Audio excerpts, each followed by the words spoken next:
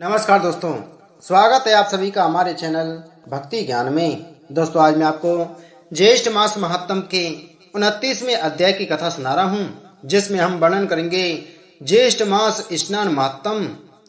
ऋषि लोग कहने लगे कि हे स्कंद जी, ज्येष्ठ मास में स्नान, दान और महात्म श्रवण तथा पुराण पूजन का फल विस्तार पूर्वक कहिए। स्कंद जी बोले कि हे ऋषियों, आप सब लोग ज्येष्ठ स्नान के फल का श्रवण करें, जिसके श्रवण मात्र से मनुष्य तीनों कायक, वाचक और मानसिक प्रकार के पापों से मुक्त हो जाता है।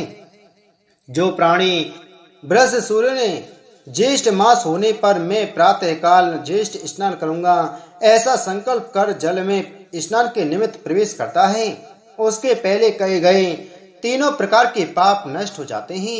सूर्योदय के पूर्व ज्येष्ठ स्नान करना चाहिए। ज्येष्ठ मास में सूर्योदय से लेकर आधा पहर पर्यंत जहाँ कहीं भी जल में गंगा आदि सभी तीर्थ वास करते हैं, इसलिए सूर्योदय से लेकर आधा पैर के पूर्व स्नान कर लेना चाहिए। आधा पैर के पश्चात स्नानहीन दैव के उपरहत जनों को वे तीर्थ साफ देते हैं, इसलिए ज्येष्ठ मास में श्रेष्ठ जनों को स्नान करना चाहिए।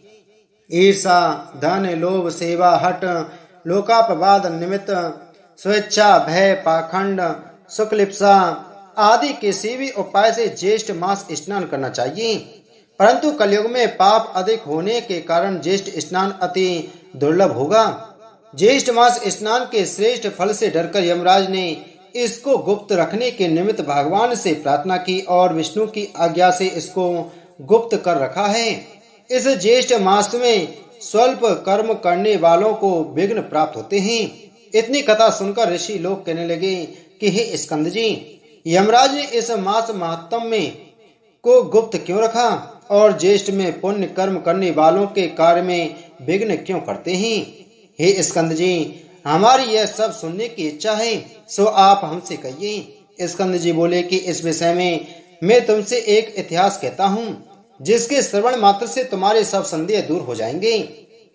वह कृषि कर्म को करने वाला और नित्य क्रिया विक्रय क्रिया करता था और भी अनंत व्यवसाय से अपने कुटुंब का उदर पूर्ण करता था। इस पर भी उस दुरात्मा कुटुंबी को तृप्ति न हुई और उसने उदर पूर्ति के निमित्त मार्ग में पथिकों का वध करना आरंभ कर दिया। फिर भी उसको तृप्ति नहीं हुई तो उस ध्वजाधाम ने चोरी करना भी आरंभ कर दिया। इसी प्रकार वह नीच ब्राह्मण महिष्मतीपुरी में रहता हुआ इस प्रकार के कर्म किया करता था। एक दिन उसको चोरी करते हुए देखकर ग्रामवासियों ने उसको पकड़ लिया तथा उसको बांधकर खूब मारा और फिर गांव से बाहर निकाल दिया। कुछ दिनों तक वह ग्राम के पास ही वन में जाकर रहने लगा और रात्रि को घर में आकर पुनः वन में चला जाता और वन में पशुओं का वध करके वह निर्दयी उनको खा जाता था। यह कर्म करते हुए उसको बहुत दिन बीत गए। इसके पश्चात जब एक समय ज्येष्ठ मास आया, तब वह कनक ब्राह्मण अर्धरात्रि के समय वन से ग्राम में आकर वस्त्र तथा अलंकार की चोरी करके पुनः वन को चला गया। मार्ग में नदी को देखकर उसे तैरकर पार किया। इस तरह अज्ञानतावश उस ब्राह्मण ने स्नान किया और प्रतिदिन वह इसी प्रकार से रात्रि को ग्राम में आकर चोरी करता और चोरी का धन लेकर प्रातः समय नदी में स्नान करता हुआ वन में चला जाता।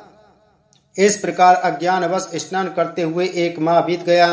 हे ब्राह्मणों, ज्येष्ठ मास के शुक्ल पक्ष की चतुर्दशी को रात्रि में वह धन वस्त्र की चोरी करके गट्ठर बांधकर नगर के बाहर आया।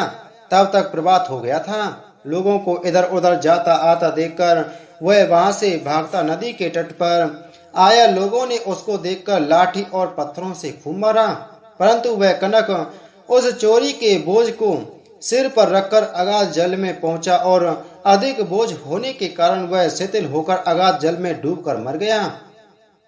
उस कनक के लिए सूर्य के समान उस कनक को अगाध जल में डूबते हुए देखकर यह क्या हुआ कहते हुए सभी लोग विस्मित हो गए।